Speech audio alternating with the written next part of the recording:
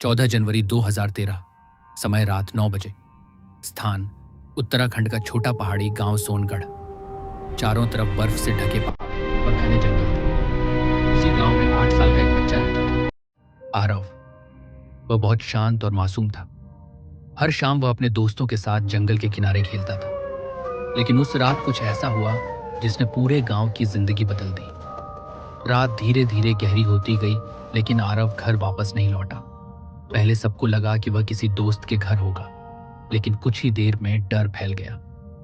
उसके माता पिता पूरे गांव के साथ जंगल में उसे खोजने लगे। ठंडी हवा, घना कोहरा और अंधेरा, हर चीज डर पैदा कर रही थी। तभी जंगल के अंदर से किसी बच्चे की हंसी सुनाई दी। सब लोग उस दिशा में भागे, लेकिन वहां कोई नहीं था। 3 दिन तक लगातार खोज होती रही। पुलिस भी आई, लेकिन आरव का कोई निशान नहीं मिला। उसकी माँ मीरा रो रो कर टूट चुकी थी। गांव के बुजुर्ग धीरे धीरे एक पुरानी कहानी की बात करने लगे। उनका कहना था कि उस जंगल में एक छाया रहती है जो कभी कभी लोगों को अपने साथ ले जाती है। तीसरे दिन रात ठीक 3:33 पर गांव के मंदिर की घंटी अपने आप बजने लगी। पूरा गांव जाग गया। जब लोग मंदिर पहुंचे तो वहां आरव सीढ़ियों पर बैठा था। वो बिल्कुल शांत था। उसके कपड़े साफ थे, शरीर पर एक भी चोट नहीं थी, लेकिन उसकी आंखें अजीब लग रही थी। वो बिना पलक झपकाए अंधेरे की तरफ देख रहा था। आरव घर वापस आ गया, लेकिन अब वह पहले जैसा नहीं था। वो बहुत कम बोलता था। रात ठीक 3:33 पर वह अचानक उठ जाता और कमरे के कोने में खड़े होकर किसी अजीब भाषा में बोलने लगता। उसकी आवाज सुनकर ऐसा लगता जैसे कई लोग एक साथ फुसफुसा रहे हों। धीरे धीरे गांव में अजीब घटनाएं शुरू होने लगी। रात के समय लोगों को जंगल में सफेद आंखें दिखाई देने लगी। गांव के जानवर बिना वजह चिल्लाने लगे। एक बुजुर्ग आदमी की अचानक मौत हो गई और मरने से पहले उसने सिर्फ एक बात कही, वह वापस अकेला नहीं आया।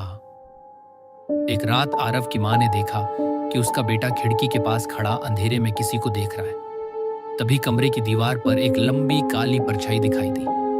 वो परछाई इंसान जैसी नहीं थी, लेकिन उसकी आंखें सफेद चमक रही थी।